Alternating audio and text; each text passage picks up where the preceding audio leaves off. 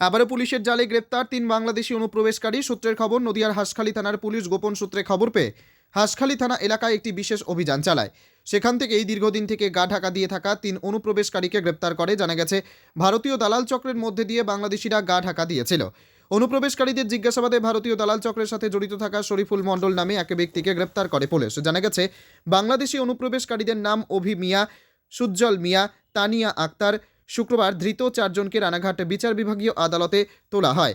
তবে 3 বাংলাদেশি অনুপ্রবেশকারী কিভাবে ভারতে প্রবেশ করেছিল এবং তাদের সাথে আরও বাংলাদেশি অনুপ্রবেশকারী আছে কিনা তার তদন্তের স্বার্থে পুলিশি হেফাজতে নেওয়ার আবেদন জানানো হয়েছে আদালতে।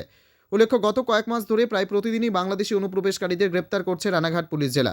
পাশাপাশি গ্রেপ্তার করা হচ্ছে ভারতীয় দালাল চক্রের সাথে জড়িত থাকা মূল পাণ্ডাদের।